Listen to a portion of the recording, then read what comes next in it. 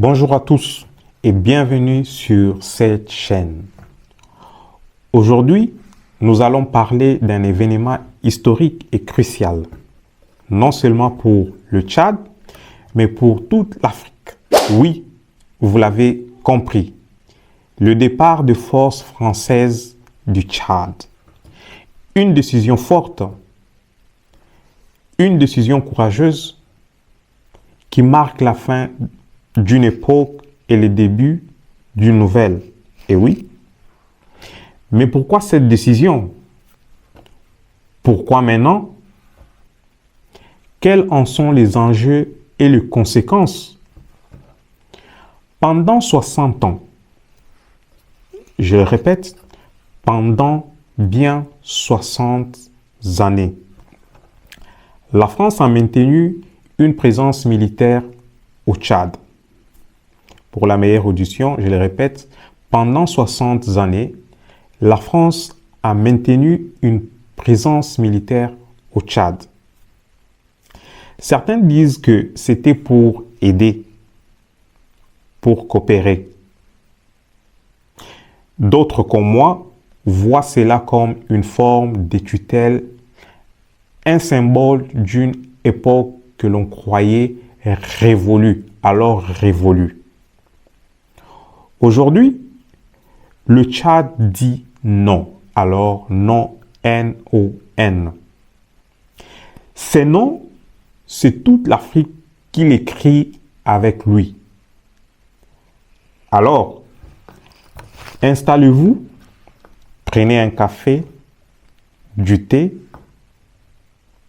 parce que cette vidéo va être explosive. C'est parti!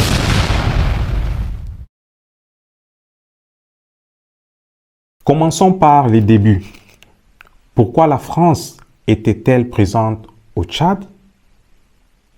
Revenons en 1960, l'année de l'indépendance tchadienne. Après cette indépendance, la France a signé des accords pour maintenir une base militaire sur place.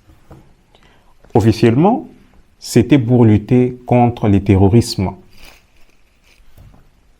Former des militaires locaux et assurer une coopération stratégique. Mais en réalité, pendant des décennies, la présence française a été perçue comme une ingérence, dans des affaires internes du Tchad. Les populations locales se sont souvent interrogées. Cette présence était-elle vraiment nécessaire?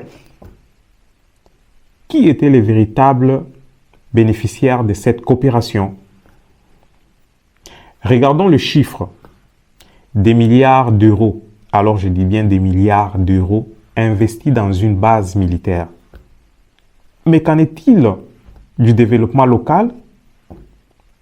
Qu'en est-il de la santé, de l'éducation ou de l'économie tchadienne?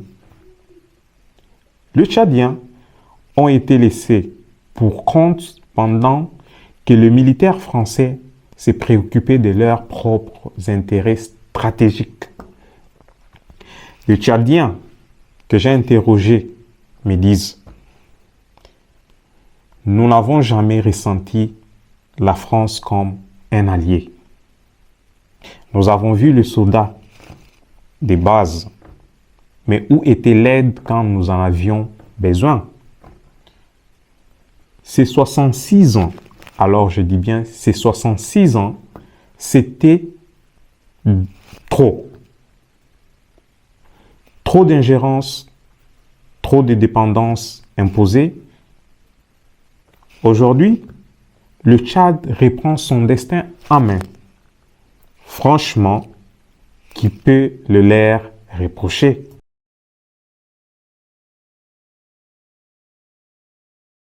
Alors, pourquoi maintenant? Pourquoi le président Mahamat Idriss Déby a-t-il décidé de fixer cet ultimatum à la France, exigeant le retrait de troupes françaises avant le 31 janvier? Les raisons sont multiples et elles sont révélatrices d'un profond malaise. Premièrement, il y a eu un manque de soutien militaire. Quand le Tchadien a fait face à des attaques terroristes, où était la France? Le président Déby lui-même a souligné que Paris n'avait pas répondu à ses appels à l'aide.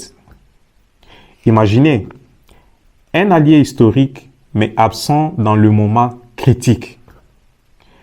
Comment justifier cette présence si elle ne sert plus à protéger? Deuxièmement, des accusations de corruption ont éclaboussé le président Déby. Et où ces accusations ont-elles trouvé un écho? En Europe, où certains opposants politiques tchadiens sont soutenus. Pour Déby, cela a été perçu comme une menace directe à son pouvoir. La France, en tolérant ou en soutenant ses opposants, a poussé Déby à réagir. Troisièmement, le Tchad n'est pas seul. Le Mali, le Burkina et d'autres nations africaines ont eux aussi rejeté la présence française. C'est une dynamique continentale. Le Tchad dit stop. Alors, stop. Mais ces stops résonnent à travers toute l'Afrique. Le message est clair. L'Afrique n'est plus une colonie. Vraiment, elle n'est plus une colonie. Enfin, posons une question importante. Pourquoi la France insiste-t-elle pour rester? Les ressources stratégiques comme le pétrole et l'uranium jouent-elles un rôle? Les intérêts économiques et militaires français va-t-il plus que souveraineté de peuples africains?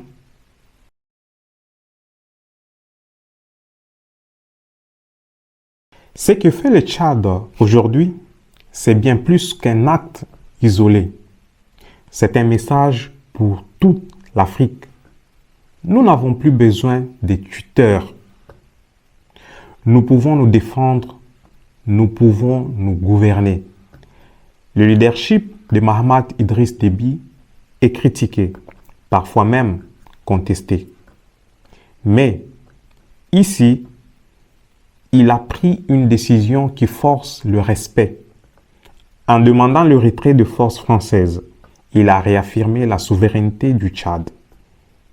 Ce n'est pas une simple question de politique, c'est une question de dignité. D'autres pays suivent cette voie. Regardez le Mali, où les forces françaises ont été remplacées par des coopérations avec la Russie. Regardez le Burkina Faso, où le peuple exige un partenariat différent. L'Afrique est en train de changer et le Tchad est à l'avant-garde de ces changements. Pour les populations africaines, c'est une véritable inspiration. Des manifestations dans plusieurs pays montrent un rejet grandissant du néocolonialisme français. Cette révolte pacifique, mais déterminée, porte l'espoir d'une Afrique plus unie et plus forte.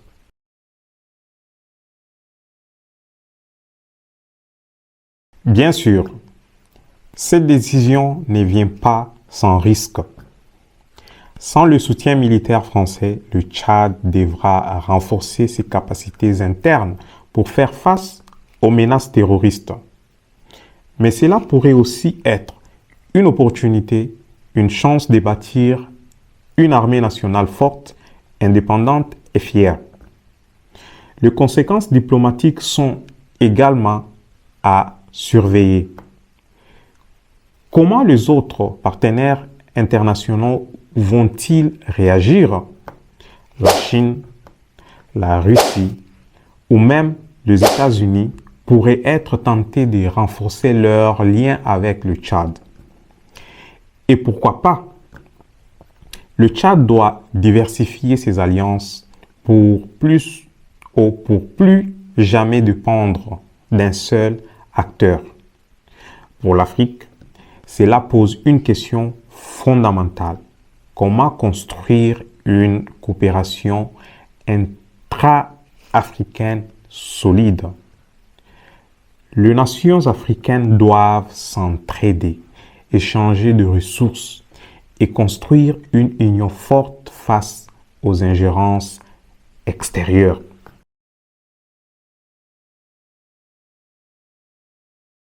Récapitulons. Le retrait de forces françaises marque la fin d'une époque. C'est une victoire pour la souveraineté, une victoire pour la dignité du Tchad, mais c'est aussi le début d'un nouveau chapitre rempli de défis et d'opportunités. Le Tchad a montré qu'il était possible de dire non. N-O-N. Non à la dépendance, non à l'ingérence. Maintenant, c'est à nous, peuple africain, de prendre le relais. Ensemble, nous pouvons définir ou redéfinir l'avenir de notre continent. Merci d'avoir regardé cette vidéo. Si vous l'avez aimé, laissez un commentaire, partagez-la et abonnez-vous pour plus de contenu engageant. C'est tout pour aujourd'hui et je vous dis à très bientôt pour une nouvelle vidéo. Ciao.